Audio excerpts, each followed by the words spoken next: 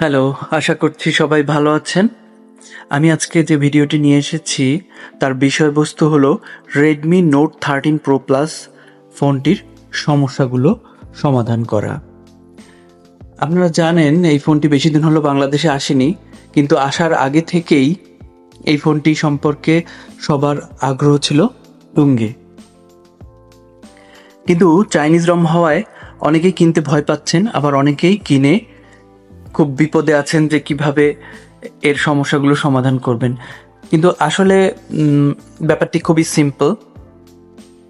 তবে সবাই যারা পারছেন না সমাধান দিতে তারা আবার বলছেন যে এটি সমাধান করা সম্ভব না। এমনকি আমি ফোনসেল বিডি থেকে ফোনটি কিনেছি, তখন দোকানদার দোকানের যে ভাই ছিলেন উনি সবাইকে বলছেন যে নগদ বিকাশ এগুলো কাজ করবে না, কিন্তু আসলে তা সত্য নয়। আমি দেখাচ্ছি যে নগদ বিকাশ সবই কাজ করে, কিভাবে করে সেটা দেখাচ্ছি।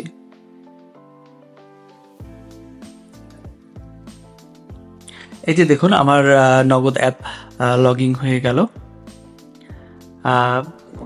চাইলে আমি ব্যালেন্স চেক থেকে শুরু করে সবকিছুই আমি এখানে করতে পারছি। এরপর আসি বিকাশ।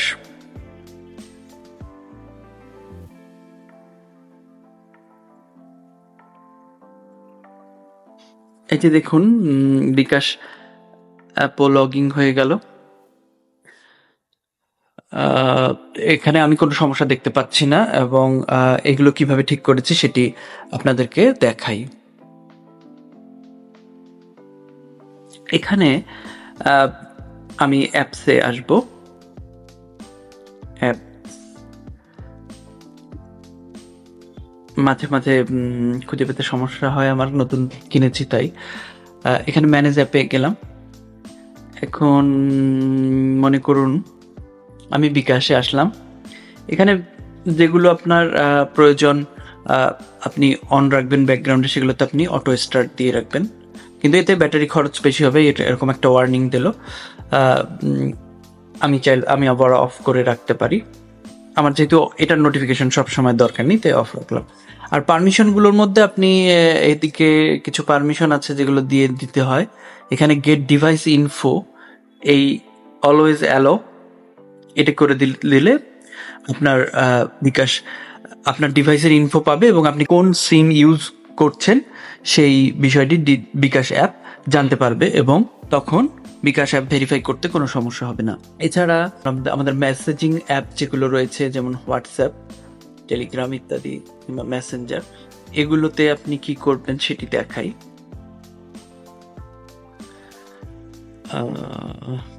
হোয়াটসঅ্যাপ, এই ধরুন হোয়াটসঅ্যাপের মধ্যে আপনি এই পারমিশনগুলো এখানে photo, video, audio file access এগুলো দিয়ে দিলাম। আর এখানে show screen lock, show on screen lock এটি দিয়ে দিলাম। আর এখানে সবুজ দেখেন, এই যেগুলো আমি সবুজ করে রেখেছি এই জিনিসগুলো দিয়ে দেবেন, তাহলে সমস্যা হবে না, সবকিছু আপনি করতে পারবেন। তবে এরপরেও কিন্তু নোটিফিকেশন রিলেটেড ইস্যু থেকে যেতে পারে, সেগুলো যদি থাকে তাহলে আপনি কিভাবে সমাধান করবেন সেটি আমি আপনাদের দেখাবো।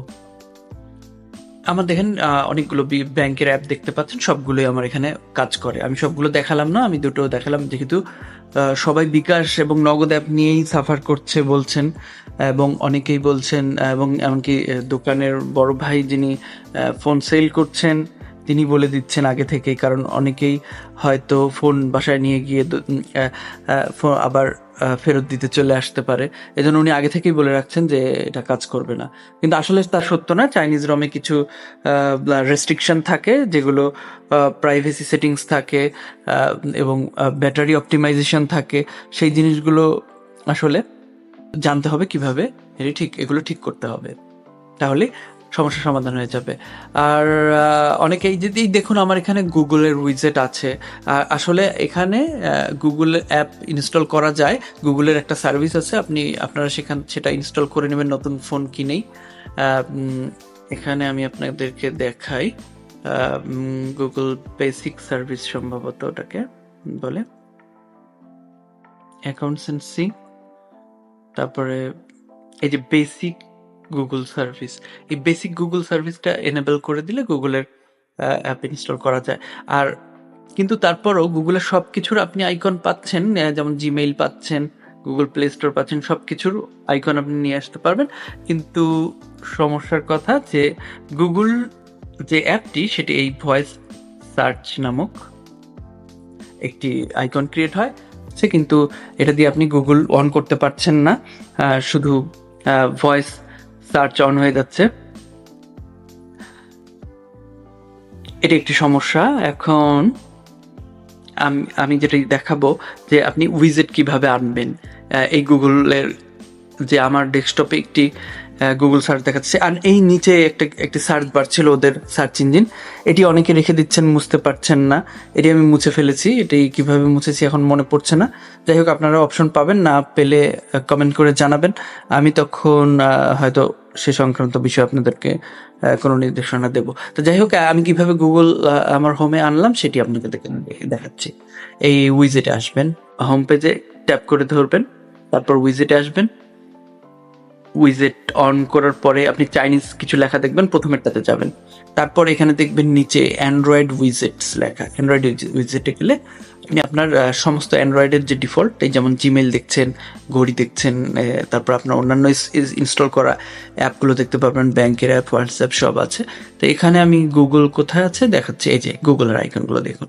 এখান থেকে আমি গুগলের আইকন, আইকন না, উইজেট, আমি গুগলের উইজেট আমি ডেস্কটপে নিয়ে আসতে পারলাম। এই হলো কথা। আর একটা বিষয়, এই ফোনে সবকিছুই ভালো, কিন্তু নোটিফিকেশনটাই একটা প্রবলেম। আমি সব সমস্যার সমাধান আছে, সব অ্যাপ চলছে, অনেকে দেখলাম জিক্যামও চালাতে পারছে কোনো সমস্যা ছাড়াই। তো যাই হোক, এখন আপনার যদি নোটিফিকেশন সমস্যার সমাধান না হয়, তাহলে আমি এখন যে জিনিসটি দেখাবো তাতে আপনার 100%, 100% আপনার সমস্যার সমাধান হবে। যাই হোক, এখন এই ধরুন সেটিংসে আসলাম, সেটিংসে আসার পর মাই ডিভাইসে যাবেন। মাই ডিভাইসে যাওয়ার পরে এখানে ডিটেইল, ইনফো অ্যান্ড স্পেক্স, এখানে যাবেন। এখানে MIUI ভার্সন আছে, এখানে আপনি ক্লিক করতে থাকবেন। এখানে আমার ডেভেলপার অপশনটা চালু করা আছে, এজন্য no need, you are already a developer দেখাচ্ছে। আপনারা 3-4 বার চাপলে এটা ডেভেলপার অপশনটা অন হয়ে যাবে। ডেভেলপার অপশনটা অন হয়ে গেলে তারপর আপনাকে ডেভেলপার অপশন ঢুকতে হবে। আমি দেখাচ্ছি ডেভেলপার অপশন। ডেভেলপার অপশনটা সার্চ করি, কারণ খুঁজে পেতে সমস্যা হবে। ডেভেলপার, আমি যেহেতু ডেভেলপার অপশন এনেবল করেছি তাই আমার এখানে এসেছে। এখানে MIUI অপটিমাইজেশনটি বন্ধ করে দিতে হবে, তাহলে নোটিফিকেশনের সমস্যাগুলো সমাধান হয়ে যাবে। এখানে MIUI অপটিমাইজেশন কোথায়, বেশ নিচের দিকেই ছিল যতটুকু আমার মনে পড়ে, আমি বন্ধ করে রেখেছি, বেশ নিচের দিকেই আছে। এই যে টার্ন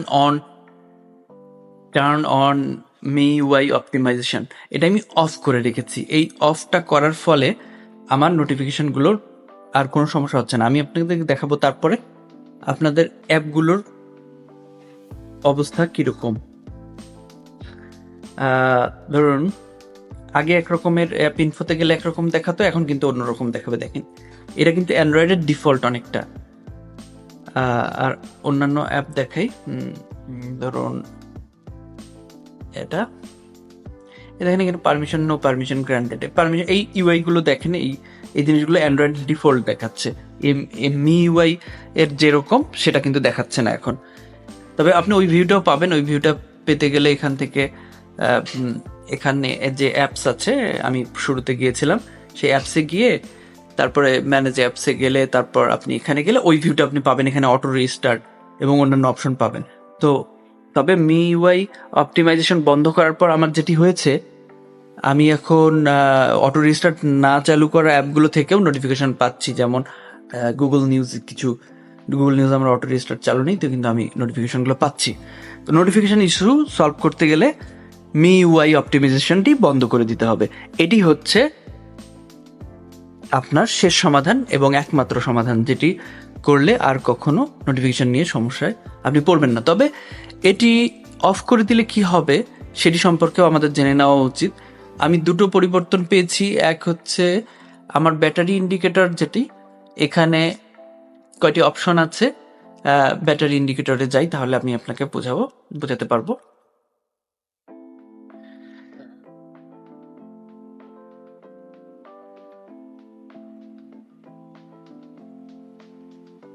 এই যে ব্যাটারি ইন্ডিকেটর, এখানে দেখেন আমি এটি এনেবল করে রাখতাম MIUI যখন অপটিমাইজেশনটি অন ছিল, তখন আমি পরিষ্কারভাবে ব্যাটারি পার্সেন্টেজটা ব্যাটারির মাঝে দেখতে পারতাম, কিন্তু এখন সেটি আমি দেখতে পাচ্ছিলাম না। যখন ফুল চার্জ থাকে তখন ওটা ঢেকে যায়, তাই জন্য আমি এটাকে সাইডে দিয়ে রেখেছি। এই একটি পরিবর্তন পেয়েছি। আর কিছু ছোটোখাটো পরিবর্তন পেয়েছি, এগুলো আসলে তেমন কিছু না, নোটিফিকেশনগুলো অন্যরকমভাবে আসছে এখন। তা যাই হোক, এখন যে বিষয়টি দেখালাম, এটি করলে আপনাদের সমস্যার সমাধান হয়ে যাবে আশা করছি। এছাড়া MIUI অপটিমাইজেশন বন্ধ করার পরে আর কেউ কোনো প্রবলেম ফেস করলে কমেন্ট করে জানাবেন, আমি জানতে চাই যে আসলে এছাড়া আর কি কি পরিবর্তন হচ্ছে। ধন্যবাদ সবাইকে, ভিডিওটি এখানেই শেষ করছি।